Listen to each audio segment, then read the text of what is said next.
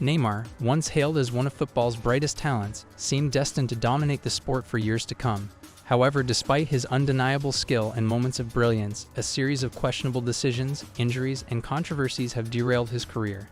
In this video, we'll explore how Neymar's choices both on and off the pitch have impacted his legacy and left many wondering what could have been.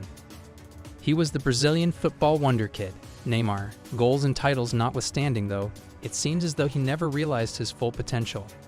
We examine Neymar's career highs and lows today, since his career may have taken a different course if he had made these three changes. The most hazardous Sao Paulo suburb, Mugi da Cruz, is where Neymar da Silva Santos Jr., as we all know him, was born in 1992. Neymar's life wasn't simple from the start. He nearly passed away when he was just 4 months old. Neymar was pushed out of his car seat and rolled beneath the passenger seat after the family's vehicle accident, making it initially difficult for his parents to locate him. After being severely sliced by a piece of glass, he was bleeding profusely. Thankfully, his parents were able to bring him to the hospital right away, and he made a full recovery. Neymar's father had to work 3 jobs to make ends meet, and the family shared a bedroom. They frequently had to light candles since they couldn't pay the electricity bill.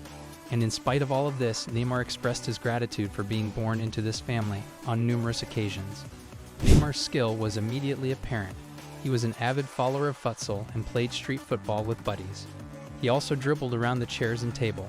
Santos found him at a young futsal event, and at the age of 12, he enrolled in the youth academy. Before long, he was a minor celebrity, and at the age of 14, he received an extremely unique invitation. He was flown to Spain by Real Madrid for a trial. He was even listed as one of their players since they wanted him. However, Neymar's father ultimately determined that it would be better for his son to stay in Brazil, so Santos returned with him. After that, he lost it. At 15 years old, he was already playing against older kids who had no chance against him. And at just 17 years old, the moment his whole family had been hoping for, Santos signed him. He was now a professional footballer, and his family no longer had to worry about electricity bills.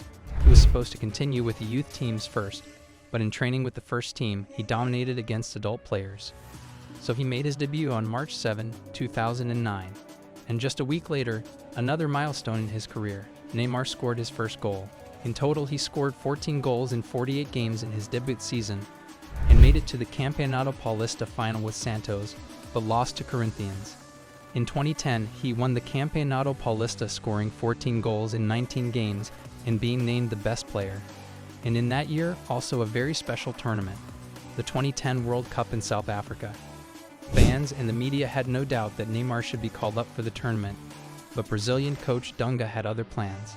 And despite Neymar being voted the best player, he did not take him to the tournament. We should say here, though, that Dunga was very strict at the time. For example, Ronaldinho and Pato also were not nominated. And why wasn't Neymar included? Dunga argued that Neymar had only played his way into the starting lineup at Santos in January, and that in Brazil they had often seen young players fail to meet expectations at the World Cup. His debut for the Seleção came on August 10, 2010, and it wasn't bad at all. The then 18-year-old scored a goal right away, and now the European clubs had also wanted Neymar in their ranks. In 2010, West Ham United made an offer for around €12 million, and shortly after an offer of €20 million from Chelsea. Santos was unwilling to let Neymar go despite their failures.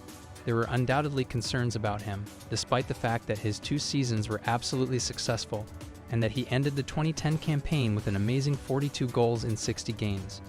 People bemoaned his haughty demeanor. September 15, 2010 was the date. Neymar generally took the penalties, but the Santos coach wanted someone else to take it because he had missed one previously. Neymar, though, was enraged. And well, it took his own captain Edu to calm him down.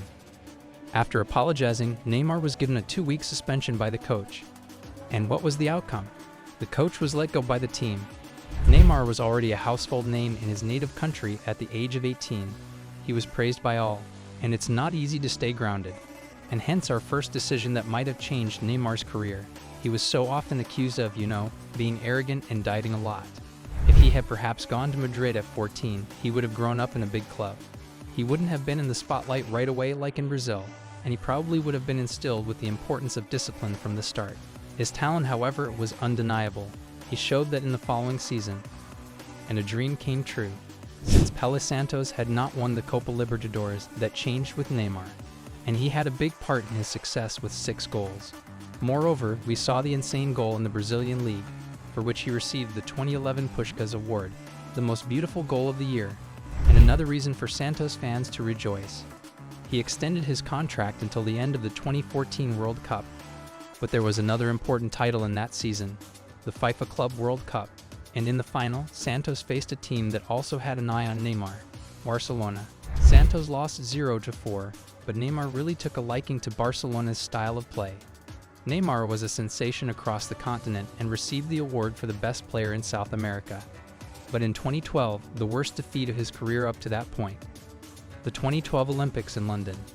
The Brazilian team, which included Neymar, aimed to win gold for their country for the first time. They defeated Mexico to go to the final. Surprisingly, Brazil was defeated. There was a heated argument at home right now. Was he a truly exceptional player? Santos won the Recopa Sudamericana, which is the equivalent of the UEFA Super Cup, and the Campeonato Paulista for the 3rd time in a row in the following season. Neymar has since made it known that he wants to move from Brazil to Europe. He was being pursued by Madrid, Chelsea, PSG, Manchester City, and Juventus. But ever since the FIFA Club World Cup, one team in particular had captured his attention: Barcelona. And now it was time to bid Santos farewell after 235 games, 126 goals, and 6 championships. Although it hurts to leave you, I'm fulfilling a dream.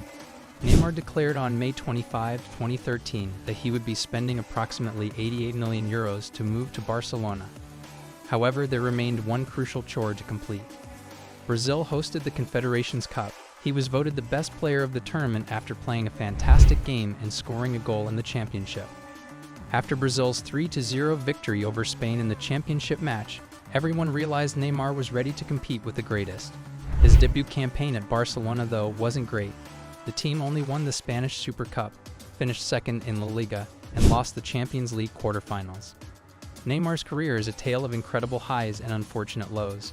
From being hailed as one of the best players in the world to battling injuries, controversies, and missed opportunities, his journey reminds us that talent alone isn't enough to sustain greatness. While his technical brilliance and flair remain unquestionable, Neymar's off-pitch distractions and physical setbacks have marred what could have been an even greater legacy. Whether his career will end with a spectacular comeback or continue its downward trajectory is yet to be seen. For now, we can only watch and wonder how history will ultimately judge Neymar's legacy in the world of football. Thanks for watching, and if you enjoyed this video, make sure to like, subscribe, and hit the bell icon for more content like this.